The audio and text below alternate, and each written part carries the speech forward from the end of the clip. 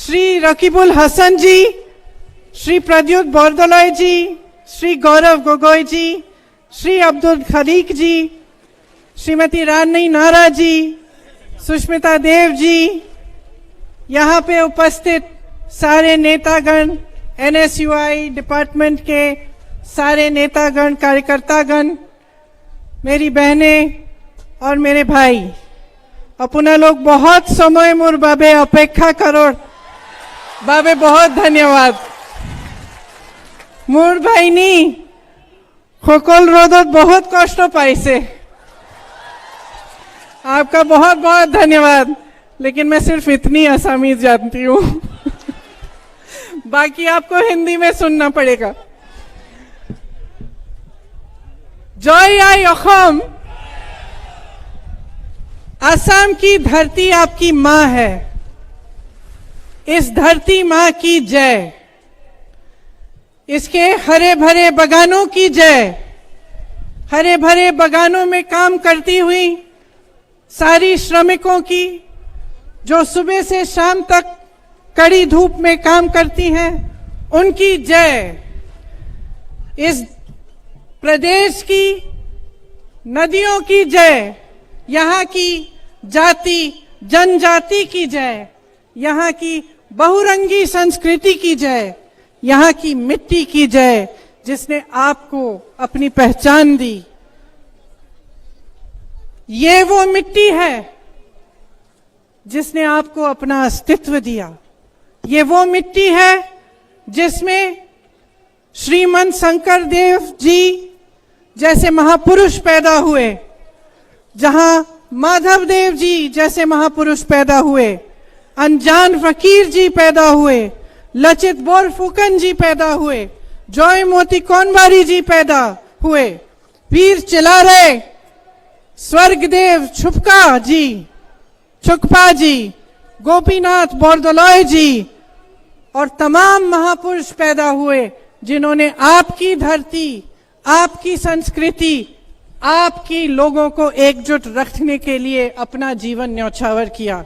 आज यहाँ खड़े हुए मैं उन सब महापुरुषों का नमन करती हूँ और आपको याद दिलाती हूँ कि ये उनकी धरती है और जो अस्तित्व आपका है, उस अस्तित्व के लिए उन्होंने जीवन भर लड़ा। यहाँ पे जब भाजपा के नेता आते हैं तो इन महापुरुषों के नाम नहीं लेते, उनको याद नहीं करते, क्योंकि भाजपा ने आज आपके अस्तित्व पर हमला किया है। असम के अस्तित्व पर वार कर रहे हैं। वे समझ नहीं पाए हैं कि आपकी इस मिट्टी ने आपको क्या दिया है और आप इस अस्तित्व पर कितना गर्व करते हैं।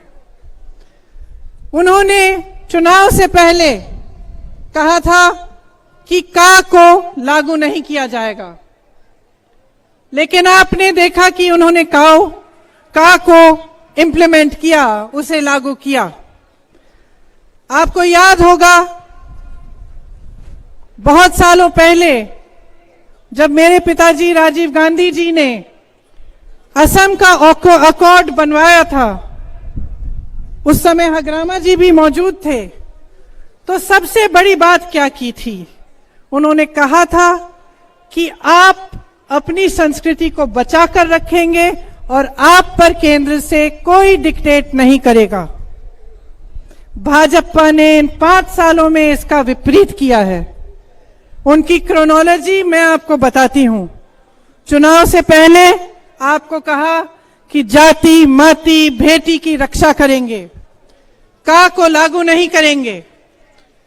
उन्होंने कहा कि असम अकॉर्ड का क्लॉज 6 लागू होगा। फिर आपके वोट मिले उन्हें, आपने उन पर भरोसा किया। वोट मिलने के बाद, चुनाव जीतने के बाद संसद में उन्होंने कहा पास किया। जब आपके पास दोबारा आएंगे तो शायद कुछ और कहेंगे, बड़े बड़े वादे करेंगे। आपने ये देखा है कि इन 5 सालों में जब जब आप पर संकट हुआ, आपने संघर्ष किया, तब यहाँ के प्रधानमंत्री आपके पास नहीं आए। देश के प्रधानमंत्री दिल्ली में ही रहे, लेकिन जैसे ही चुनाव घोषित हुआ उससे पहले, कुछ दिनों पहले ही बहुत सारे दौरे करने लगे। आपने लॉकडाउन में बहुत संकट सहा, बाढ़ भी आई, बाढ़ के समय भी बहुत आपत्ति आई। प्रधानमंत्री जी एक बार भी इधर नहीं आए, ना उन्होंने राष्ट्र आपदा घोषित किया। बाढ़ के लिए पैसा इकट्ठा किया, मगर ये पैसा आपको मिला नहीं। जब सीएए के खिलाफ आंदोलन हो रहा था तब भी कोई यहां नहीं आया। जब टी ट्राइब संकट में थे उस समय भी आपकी सुनवाई करने के लिए, आपकी समस्याओं को सुलझाने के लिए यहां कोई नहीं आया। लेकिन आप क्या उम्मीद रख सकते हैं? वो प्रधानमंत्री जो अपने घर के 4-5 किलोमीटर दूर लाखों किसानों के आंदोलन के बावजूद अपने घर से निकल के उन किसानों से बात नहीं कर सकते, तो वो यहां आसाम की धरती पर आपसे बात करने क्यों आएंगे? उन्होंने कुछ दिनों पहले कहा कि असम की चाय पर हमला हो रहा है। एक 21 साल की लड़की ने ट्वीट किया, उस वजह से ये कहते हैं कि असम की चाय, असम टी पर हमला हो रहा है। लेकिन खुद 5 सालों से असम की आइडेंटिटी पर हमला कर रहे हैं। आरएसएस, भाजपा के नेता लगातार हमला करते रहते हैं, उसके बारे में प्रधानमंत्री चुप रहे। देश भर में घूमकर इन्होंने का की बात की, लेकिन आपकी धरती पर आकर का की बात करने की हिम्मत नहीं हुई। जिस तरह से भारत सरकार और यहां की सरकार असम को देख रही है, जिस तरह से असम को आगे बढ़ा रही है, उससे न जाने असम का भविष्य क्या होगा। स्पेशल स्टेटस फंड बंद किया गया। मानिए कि भाजपा के लिए असम एक एटीएम मशीन की तरह है, जहां एनी टाइम मनी उनको मिल जाता है, लेकिन जनता के पास नहीं जाता।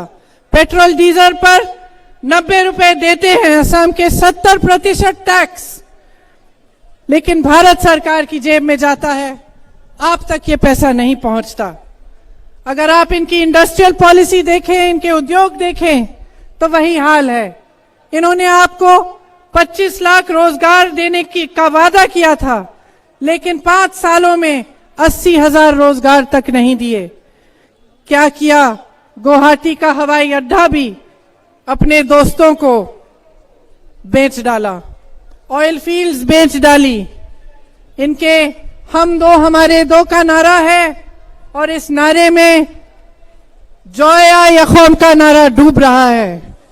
जितने भी बड़े बड़े उद्योग हैं, ऑयल फील्ड्स हैं, सब इनके बड़े उद्योगपतियों के मित्रों को बेच डाल रहे हैं। आपके हथकरघा यहां बहुत सुंदर खमोसे बनाते थे, खुराई बनाते थे, आज वो भी बाहर से आसाम में आ रहे हैं। आज तो मछली भी आंध्र प्रदेश से यहां आ रही है। ये स्थिति है। आपके साथ पूरी तरह से धोखा किया गया है, और मैं जानती हूं कि मंच पे खड़े हुए नेताओं पर आपका भरोसा बहुत ज्यादा नहीं है, क्योंकि बार बार चुनाव में आपके सामने अलग अलग पार्टियां आके बड़ी बड़ी घोषणाएं करती हैं। घोषणाएं करने के बाद, चुनाव होने के बाद चले जाते हैं, और जो वादे किए थे उन्हें पूरा नहीं करते। इसीलिए आज आपके सामने खड़े हुए हम खोखले वादे करने नहीं आए हैं। आपने सुना होगा कि कुछ समय से कांग्रेस के सारे नेता असम भर में भ्रमण कर रहे हैं।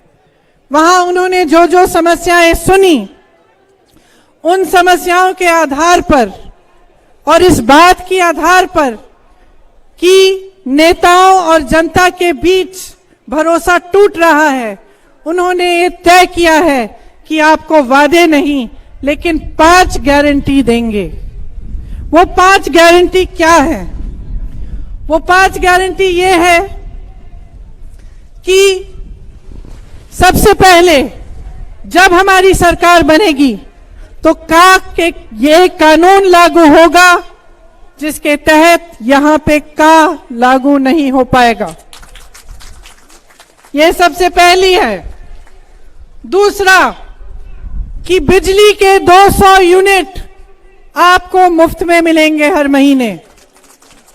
इसका मतलब है कि 1400 रुपए आपके बच जाएंगे बिजली के बिल से हर महीने।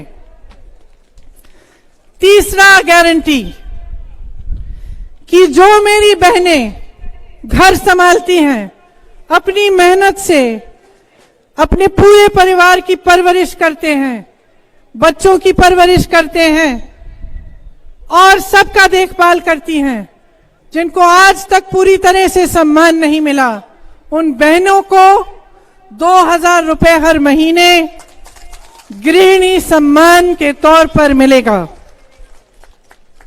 चौथा गारंटी यह है कि देखने दीजिए कि चाय के बागान में गई थी मैं आज सुबह। चाय के बागान की महिलाओं से जब मैं मिली तो उन्होंने अपने हाथ दिखाए मुझे कि यहां से उनकी उंगलियां एकदम सख्त हो गई हैं। सुबह से शाम तक धूप में काम करती हैं, कोई सुविधा नहीं है और मात्र उनको 167 रुपए मिलते हैं। तो चौथी जो गारंटी है वो गारंटी खास उन महिलाओं के लिए है, उन श्रमिकों के लिए है जो चाय के बागान में काम करती हैं। और क्या गारंटी है ये कि उनको 365 रुपए का वेतन मिलेगा। मुझे मालूम है कि आपको पहले भी इस तरह के वादे किए गए और मुझे मालूम है कि जिन्होंने कहा था कि 350 का वेतन मिलेगा, उन्होंने सिर्फ पिछले हफ्ते चुनाव से पहले 217 का वेतन आपको वादा किया है कि मिलेगा, लेकिन आज तक वो भी नहीं मिल रहा है। तो मैं जानती हूं कि आपकी उम्मीद कम है, लेकिन यहां खड़े हुए मैं कहना चाहती हूं कि जैसे ही हमारी सरकार आएगी, ये वादा नहीं आपको गारंटी होगा कि आपका वेतन 365 रुपए आपको हर रोज मिलेगा। पांचवा जो गारंटी है उसके तहत कांग्रेस पार्टी ये कह रही है कि जब हमारी सरकार बनेगी तो कम से कम 5 लाख सरकारी नौकरियां बनेंगी। अब ये गारंटी जो है सिर्फ ऐसे ही नहीं कहे हैं, एक पूरी टीम बैठी है, उन्होंने असम की अर्थव्यवस्था की हालत देखी है, ये सब आंकड़े पड़े हैं और एक पूरी योजना बनाई है जिसके तहत आप सबको ये गारंटी मिल रही है। तो जब हम कहते हैं कि चाय के बागान में आपको 365 का वेतन मिलेगा, इसका ये मतलब नहीं है कि जो चाय बागान चलाते हैं, जो कंपनियां हैं, उनका नुकसान होगा। इसका मतलब ये है कि जो कंपनियां देती हैं उसके अलावा सरकार आपको मदद करेगी ताकि आपके कुल मिलाकर 365 रुपए हो। तो आपने देखा है कि प्रदेश में क्या परिस्थितियां हैं। मैं दिल्ली से आई हूं, कल से घूम रही हूं और सबसे मिलकर, समस्याओं को सुनकर, यहां की बेहद बेरोजगारी को देखकर बहुत दुख होता है। यहां के बड़े बड़े नेता चार्टर प्लेन में घूमते हैं, आजकल चीनी और जापानी ग्रीन टी भी पीने लगे हैं। शायद असम टी, यहां की कड़क चाय पिलानी पड़ेगी और उन्हें याद दिलाना पड़ेगा कि उनकी जगह क्या है, कि जो नेता आपके सामने आकर वादे करता है उन वादों को निभाना उसका धर्म होता है। कोई भी नेता इस मंच पे ये खड़ा नहीं हो सकता अगर आपने नहीं खड़ा किया। कोई भी नेता सफल नहीं हो सकता अगर आपका समर्थन नहीं हो।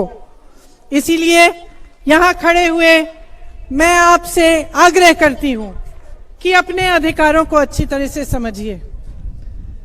चुनाव आते हैं जाते हैं, लेकिन अपने अस्तित्व, अपने अधिकारों की लड़ाई हमेशा जारी होनी चाहिए। आपका जो सबसे बड़ा अधिकार है वो आपका वोट है, उसको भूलिए मत, सोच समझ के डालिए। आप इस चुनाव में असम के लिए लड़ रहे हैं, अपने भविष्य के लिए लड़ रहे हैं। किसी कांग्रेस पार्टी, भाजपा, कोई और पार्टी के लिए नहीं है ये चुनाव, ये असम के लिए चुनाव है। ये आपके बच्चों के भविष्य का चुनाव है। आप दिन रात मेहनत करते हैं, किस लिए? किस लिए मेहनत करते हैं? ताकि आपके बच्चों का भविष्य मजबूत बने, ताकि आप उनको बड़े होकर वो कुछ बने, उनको आप कुछ दे पाएं। तो ये जो उम्मीदें रखते हैं आप सरकार से कि वो आपके लिए काम करे, कि वो बच्चों को रोजगार दिलवाए, शिक्षा दिलवाए, आपको चिकित्सा के लिए अस्पताल दिलवाए, आपको सही वेतन दिलवाए, ये आपके भविष्य की उम्मीदें हैं। इनको भूलिए मत। जिस दिन चुनाव होगा उस दिन भारी तादाद में महाजोट को जिताइए।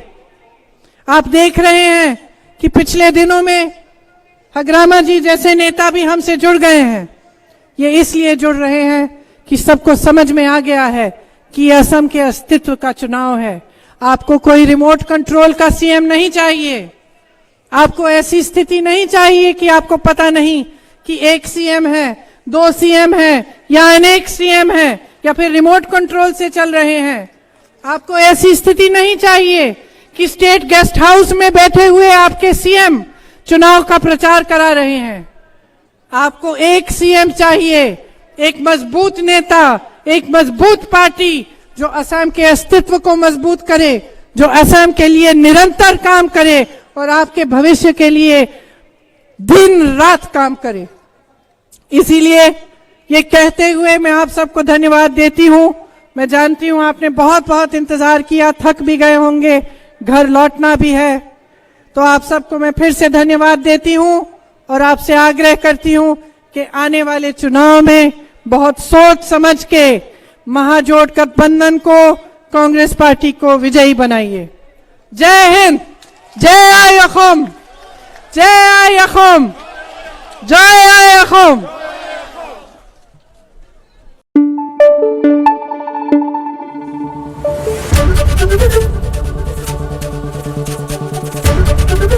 एबीपी न्यूज आपको रखे आगे।